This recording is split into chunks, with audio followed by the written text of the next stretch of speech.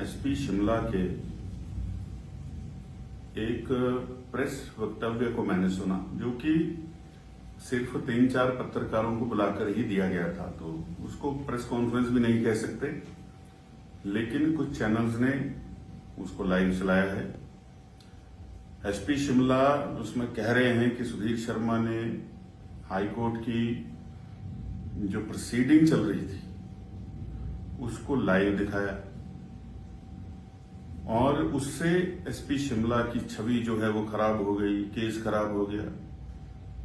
भाई, जब high court माननीय उच्च न्यायालय खुद अपनी कार्रवाई को लाइव चला रहा है तो वो दिखाना चाहता है लोगों को कि पारदर्शिता क्या है, और ये पूरे प्रदेश को पता चलना चाहिए, देश को पता चलना चाहिए जो कार्रवाई चल रही है उसमें प्रोसीडिंग क्या चल रही है। वो सुधीर शर्मा ने कोई डॉक्टर्ड वीडियो नहीं चलाया है। सुधीर शर्मा अदालत में जाकर के वीडियो नहीं बना रहे थे। दूसरा, उन्होंने ये कहा कि विधायकों की खरीद फरोख्त का एक मामला हुआ, उसमें मेरे पास सारे तथ्य हैं। उसमें जो मेन एक्यूज्ड है, जिसने कि सारा कुछ किया, वो सुधीर शर्मा है। तो मिस्टर एसपी, तुमने मेरे खिलाफ एफआईआर क्यों नहीं करी? तुमने मुझे इंटेरोगेट क्यों नहीं किया? और तुम आज जब खुद फंस गए हो दलदल में, तो सुधीर शर्मा के ऊपर जो है वो ऐसे एक्विजिशन लगा रहे हो, प्रदेश के चीफ सेक्रेटरी पे एक्विजिशन लगा रहे हो, रामकृष्ण मिशन में डीसी शिमला पे एक्विजिशन लगा रहे हो, एसीएस ओंकार शर्मा की रिपोर्ट को कहते हो कि गलत है। तो साधु तो सिर्फ एसपी शिमला ही हुए। याद रखना चाहिए इस प्रदेश को कि हर गांधी महात्मा नहीं होता है, और आप कैसे कैसे कब कब कहां एसपी रहे हैं, सीबीआई को यह भी जांच करनी होगी किन लोगों ने इनके नाम जो है, इनका नाम जो है उसको उसकी सिफारिश करी कि इनको एसपी लगाया जाए। ये एसपी थे, उसके बाद इस कांगड़ा जिला के 2 पुलिस प्रशासनिक जिले बनाने पड़े, नहीं तो कांगड़ा का एक ही एसपी होता था। ये आपकी काबिलियत है। और आपके खिलाफ एक तो प्रिविलेज मोशन बनता है, सर्विस कंडक्ट रूल के तहत आप अपने ही डीजीपी को एक्यूज कर रहे हो, और आप कह रहे हो एसआईटी हाई कोर्ट जाएगी। एसआईटी सरकार ने गठित की है, सरकार को जाना चाहिए। एसआईटी को किसने अधिकृत कर दिया कि ये दोबारा से हाईकोर्ट चली जाएगी?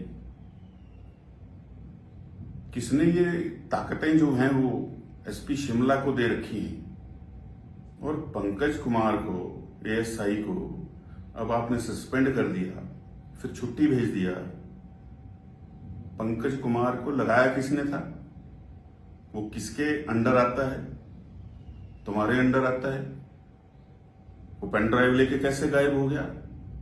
किसी ने तो कहा होगा, you are the immediate boss handling the helm of affairs.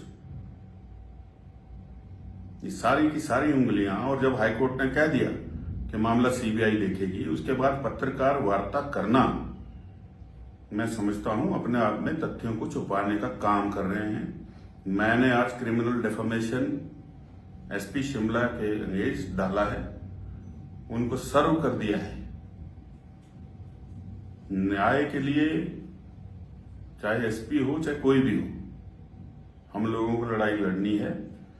इसलिए नहीं लोगों ने वोट डाल करके विधायक बना दिया है।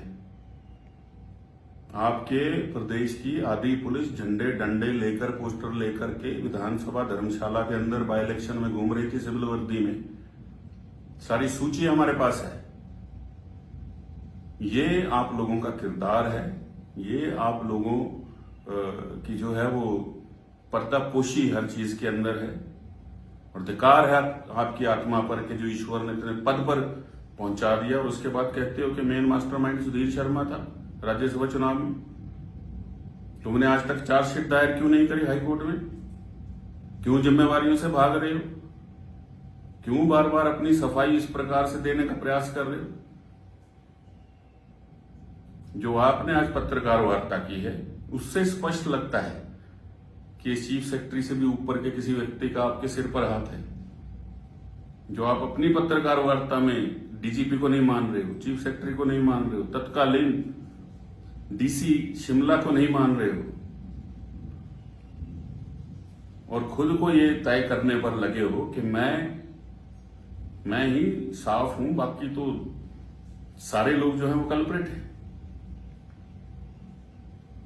तो इसलिए आपके कंडक्ट को जहां जहां जिन जिलों में आप या जहां डीएसपी रहे, एसपी रहे, वहां पर भी सीबीआई को ये जूनियर अधिकारियों से पूछना चाहिए कि इनका कंडक्ट क्या रहा है, ये अधिकारियों से अपने जो इनके जूनियर है उनसे क्या करवाना चाहते थे, क्या पुलिस से करवाना चाहते थे।